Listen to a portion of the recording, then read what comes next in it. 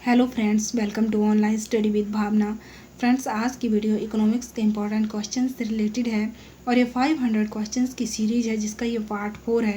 ये सभी क्वेश्चन बहुत ही इंपॉर्टेंट हैं फॉर टीजीटी, टेट और अनदर जो भी कॉम्पिटिटिव एग्ज़ाम है, इसलिए वीडियो को एंड तक देखें। और अगर वीडियो आपको यूज़फुल लगे तो वीडियो को लाइक करें और चैनल को सब्सक्राइब करें। ओके, तो क्वेश्चन डिस्कस करते हैं।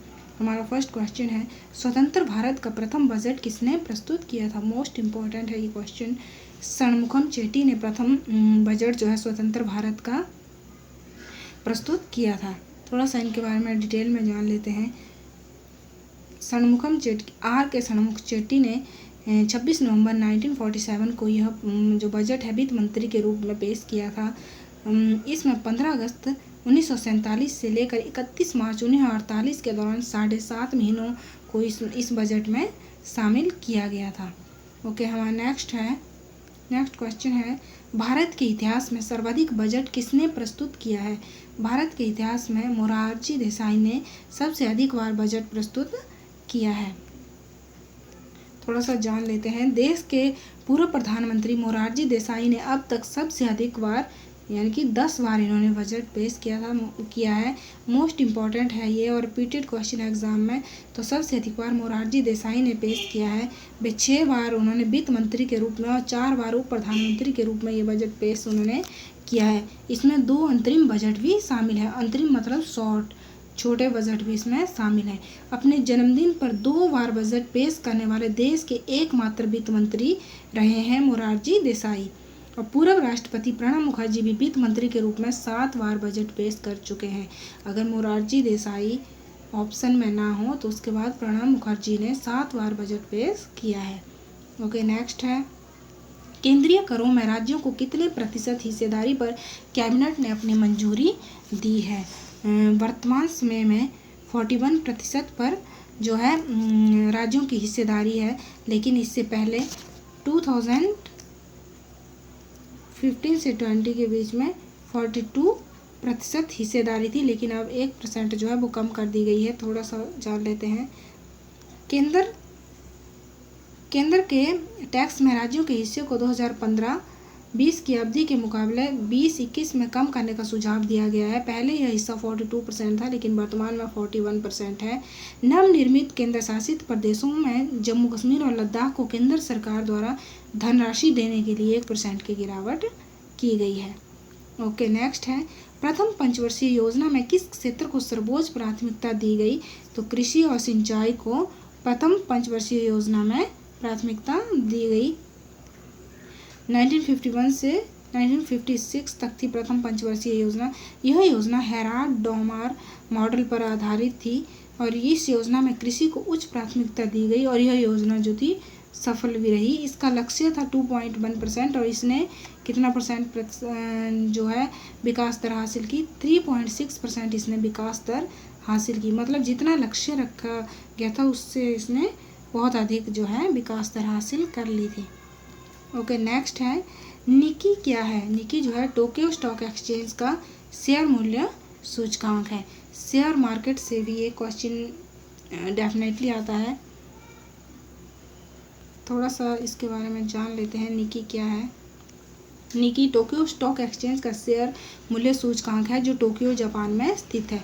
अपनी सूचीबद्ध कंपनियों के कुल बाजार पूंजीकरण के आधार पर यह एशिया का सबसे बड़ा स्टॉक एक्सचेंज है। एशिया का सबसे बड़ा स्टॉक एक्सचेंज है टोक्यो स्टॉक एक्सचेंज और दुनिया का तीसरा सबसे बड़ा स्टॉक एक्सचेंज है। ओके, नेक्स्ट है, भारत में शेयर बाजारों के लिए मुख्य नियंत्रक का कार्य कौन सा संगठन करता है? भारत में जो शेयर बाजार हैं उनको कौन नियंत्रित करता है? कौन सा संगठन? सेबी जो है उसको नियंत्रित करता है। सेबी की फुल फॉर्म है securities and exchange board of India. इसे हिंदी में भारतीय प्रतिभूति और विनिमय बोर्ड भी कहा जाता है। इसकी स्थापना 12 अप्रैल 1988 को हुई और इसे जो वैधानिक मान्यता मिली वो 30 जनवरी 1992 को मिली। ओके, नेक्स्ट है, वर्तमान में भारतीय रिजर्व बैंक के गवर्नर कौन है? वर्तमान में शक्तिकांत दास जो है ये भारतीय रिजर्व बैंक के गवर्नर हैं। भारतीय रिजर्व बैंक के वर्तमान गवर्नर शक्तिकांत दास हैं। भारतीय रिजर्व बैंक के गवर्नर के रूप में सर्वाधिक समय तक काम करने वाले व्यक्ति कौन थे? बेनेगल रामाराव थे। यहाँ से भी एग्जाम में क्वेश्चन पूछा जा सकता है। वह 1 जुलाई 1949 से 14 जनवरी 1957 तक कुल 7 वर्ष और 197 दिनों तक अपने पद पर कार्य करते रहे। भारतीय रिजर्व बैंक में गवर्नर के रूप में सबसे कम समय तक किसने काम किया? अमिताभ घोष ने सबसे कम टाइम के लिए इन्होंने काम किया। 15 जनवरी 1985 से 4 फरवरी 1985 तक कुल 20 दिनों तक ये अपने पद पर कार्यरत थे। ओके, नेक्स्ट है, ऐसा का कोई भी कर जिसका उल्लेख भारतीय संविधान में नहीं है उसे लगाने व वसूल करने का अधिकार किसको है? यह केंद्र सरकार को है। ओके, नेक्स्ट है, ग्रीन गोल्ड या हरा सोना किसे कहा जाता है? बांस को ग्रीन गोल्ड कहा जाता है और कोयला को ब्लैक गोल्ड कहा जाता है। ओके, नेक्स्ट है, भारतीय निर्यात आयात बैंक की स्थापना कब की गई? 1 जनवरी 1982 को 1 जनवरी 1982 को इस बैंक की स्थापना की गई थी। ओके, नेक्स्ट है, गुलाबी क्रांति से किसकी उत्पादन वृद्धि का आशय होता है? गुलाबी क्रांति से संबंध है झींगा मछली उत्पादन और प्याज का उत्पादन, दोनों का ही इससे संबंध है। भारत जो है विश्व में मछली सबसे बड़ा मछली उत्पादक देश बन गया है। ओके, भारत में पहली जनगणना कब की गई थी? 1872 में पहली जनगणना की गई थी। मोस्ट इम्पोर्टेंट है ये क्वेश्चन, 1872 में। ओके, 1872 में ब्रिटिश वायसराय लॉर्ड मेयो के अधीन पहली बार भारत की जनगणना कराई गई थी। कई बार ये भी पूछ लिया जाता है कि उस टाइम वायसराय कौन थे, तो लॉर्ड मेयो जो थे उस टाइम वायसराय थे।